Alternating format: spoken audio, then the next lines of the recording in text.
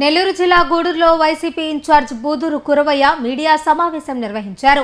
MLA పాసం సునీల్ కుమార్ వ్యాఖ్యలకు counter ఇచ్చిన Guravayya rural CI Kishore Babu MLA అండతో వైసీపీ కార్యకర్తలను ఇబ్బంది పెడుతున్నారని ఆరోపించారు. మంగళపూరు ఫ్లెక్సీల వివాదం, కడివేడు భూములు, క్రిస్ సిటీ వ్యవహారం, ఎస్సీ భూముల అంశంపై ఎమ్మెల్యేను ప్రశ్నించారు. భూ వ్యవహారాలపై ఆర్టీఏ సమాచారాన్ని అడ్డుకుంటున్నారని ఆరోపిస్తూ టీడీపీ అక్రమాలపై తమ పోరాటం కొనసాగుతోందని గురవయ్య స్పష్టం చేశారు. మన జరిగిన మూమెంట్లో నేను మాట్లాడిన అంశాల మీద ఎమ్మెల్యే గారు కొన్ని సూటిగా ప్రశ్నలు వేయడం జరిగింది. వాటికి ఒకదానికొకటి సంబంధం లేకుండా మాట్లాడడం జరిగింది ఎమ్మెల్యే గారు. ఎందుకంటే నేను ఒకదానికొకటి పొత్తు లేకుండా మాట్లాడారు ఎమ్మెల్యే గారు. నేను రూరల్ గూడూరు నియోజకవర్గంలో పోలీస్ వ్యవస్థ మీద మాట్లాడినారు. నేను అందరు పోలీస్ అధికారుల గురించి మాట్లాడట్లేదు. ఇక్కడ గూడూరు రూరల్ సిఐ కిషోర్ బాబు గారు మీ అండదండలు చూసుకొని వైసీపీ కార్యకర్తలని ఇబ్బంది పెడుతుండేది వాస్తవం కాదా? ఇది నిజం కాదా? మీరు చేసే ప్రతి పనులకి మా వైసీపీ నాయకులు మీ సిఐ గారు బలి చేస్తూ ఉన్నారు. ఒకటే అడుగుతున్నా సిఐ గారు, మీరు పచ్చ చొక్కా వేసుకొని వాళ్ళకి పొత్తులాగా పనిచేయాల్సి ఉంటే పొత్తులాగా పనిచేసుకోండి, కానీ మా వైసీపీ నాయకుల మీద కార్యకర్తల మీద ఇబ్బందులు పెడతా మా వైసీపీ నాయకులు నష్టపోతూ ఉంటే ఎవరు చూస్తూ ఉంటారు. మీకు ఒక ఉద్దేశం ఉంటే మీరు పోలీస్ డ్రెస్ని తీసేసి రాజకీయాల్లోకి వచ్చి మీరంతగా మీ పార్టీ టీడీపీ నాయకుల్ని పార్టీ కార్యకర్తల్ని అందరినీ కాపాడుకోవాలనుకుంటే లేదా సునీల్ అన్న గారితో ఎమ్మెల్యే గారితో పనిచేయాలనుకుంటే మీరు చేయండి, దానికి ఎటువంటి ఇబ్బంది లేదు. ఎమ్మెల్యే గారి అండదండలు చూసుకొని మంగళపూర్ విషయం ఎత్తుకుందాం. మంగళపూర్లో ఫ్లెక్సీ దించారని ఒక పిల్లడి మీద కేసు పెట్టారు. ఆ ఫ్లెక్సీ విషయంలో వాళ్ళ తండ్రిని తీసుకుపోయి ఎక్కడో మొలమూలు మండలానికి సంబంధించింది బద్దేలు గ్రామంలో గొర్రెలు మేపుకుంటా ఉంటే కానిస్టేబుల్ పోయి అతన్ని తీసుకొచ్చి అక్కడి నుంచి కొట్టుకుంటా వస్తూ ఉంటే మీరు పోలీస్ స్టేషన్ తీసుకొచ్చి అతని చిత్రహింసలు పెట్టారు. అది వాస్తవం కదా? దళితులు అంటారు. ఈ దళితుల్ని కొడతా ఉంటాయి, మీరు ఎలా చూస్తూ ఉన్నారు ఎమ్మెల్యే గారు? నేను ప్రశ్నిస్తా ఉన్నాను. ఇంకొక విషయం, అతన్ని హైకోర్టు ఆదేశించాం. అతనితో హైకోర్టులో పిటిషన్ వేశారు. హైకోర్టు పిటిషన్ వేసిన తర్వాత విచారణకి పిలిచారు. ఆ విచారణకి ఏ పాపం తెలియని ఎస్పీ గారిని ఎస్పీ నిలబెట్టారు. వాళ్ళ కింద స్థాయిలో ఉన్న ఎస్ఐలు కానిస్టేబుల్ కూడా ఆ విచారణకి హైకోర్టుకి హాజరయ్యారు. హైకోర్టు మిమ్మల్ని ఏం చేసింది? అక్షింతలు వేసి పంపించింది. ఇది వాస్తవం కాదా? ఇలా మీరు చెప్పుకుంటా పోతా ఉంటే అది ఎవరి వల్ల?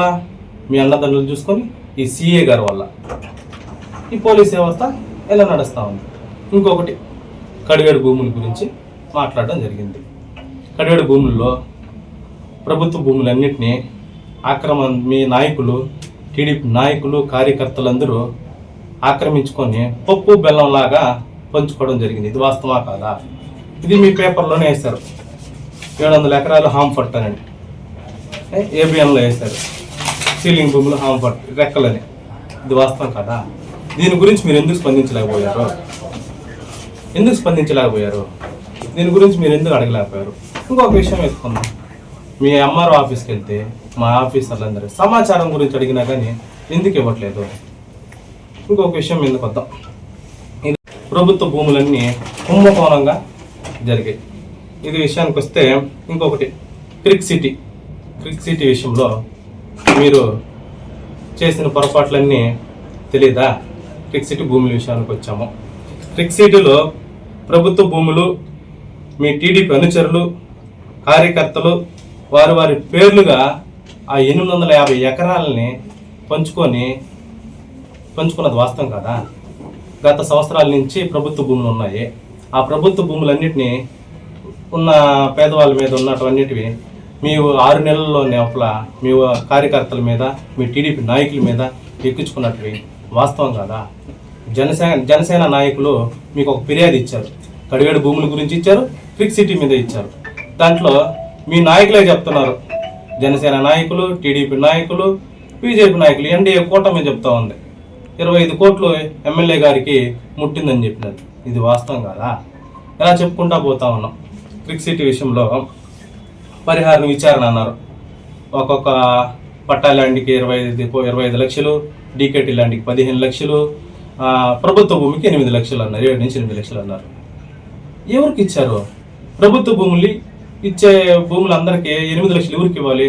ప్రభుత్వ భూములు ఉన్న వాళ్ళకి ప్రభుత్వానికి చెందాలి, లేదా ఆ భూములు గల్లవాళ్ళు చెందాలి. ఆ భూములు గల్లవాళ్ళ పేర్లు ఎవరు? మీ అనుచరులు, మీతో ఉండే నాయకులు, మీకు సంబంధించిన వాళ్ళు. వాళ్ళ పేర్లు పెట్టుకొని అధికారులు అడ్డం పెట్టుకొని అధికారులకు ఎంత ముట్టింది? అధికారుల జోబుల్లోకి ఎంత పోయింది? మీ అనుచరుల జోబుల్లోకి ఎంత పోయింది? మీ జోబుల్లోకి ఎంత వచ్చింది? ఇది మీ వాస్తవా కాదా? మేము ఒకటే అడుగుతా ఉన్నాం. ఈ అన్ని మండలాల్లో మేము విచారణ జరిపిస్తాం, సిబిఐ ఎంక్వైరీ చేపిస్తాం, గత ప్రభుత్వంలో దానికి రెడీ. మేము చెప్తా ఉన్నాం కదా, మేము కూడా సంతోషంగా స్వాగతిస్తాం మిమ్మల్ని. సిబిఐ విచారణ చేయండి, ఆ ప్రభుత్వంలో తప్పు చేస్తున్నారో లేదు తెలుస్తుంది. మీ ప్రభుత్వంలో మీరు వచ్చిన తర్వాత మీ 2 ఏళ్ళ గవర్నమెంట్లో, మీ ఎన్డీఏ గవర్నమెంట్లో మీరు చేసిన పొరపాట్లు అన్నిటి కూడా బయటకు వస్తాయి. దానికి మేము స్వాగతిస్తాం. ఇది ఇద్దరం కలిసిపోదాం. మీ సిబిఐ ఎంక్వైరీ చేయించండి, పిలిపించండి. మేము ప్రశ్నిస్తా ఉన్నాం. ఎమ్మెల్యే గారు మీరు అన్నీ పట్టించుకోకుండా ఏదేదో మేము అడిగిన దానికి సమాధానం చెప్పకుండా మీ వాళ్ళ చేత ఏదేదో మాట్లాడించుకుంటున్నారు. మేము అడిగింది ఒకటే, మీ వాళ్ళే చెప్తున్నారు ఫోన్ చేసి. ఏమని చెప్తున్నారు? ఈ విధంగా జరిగింది, ఆ కడివేడు భూముల గురించి, క్రిక్ సిటీ గురించి, దాని గురించి మాట్లాడొద్దు అని బతిని ఆడుకుంటున్నారు. ఏమంత మీరు తప్పు చేయకపోతే ఎందుకు అంత అవసరం ఉంటాయి? మా వైసీపీ నాయకులు వాళ్ళు సునీల్ అన్న ప్రెస్ మీట్తో మన గూడూరు ఇన్ఛార్జి గడగళ్ళు ఆడిపోయాడు. ఎవరు గడగళ్ళు ఆడిపోయారా?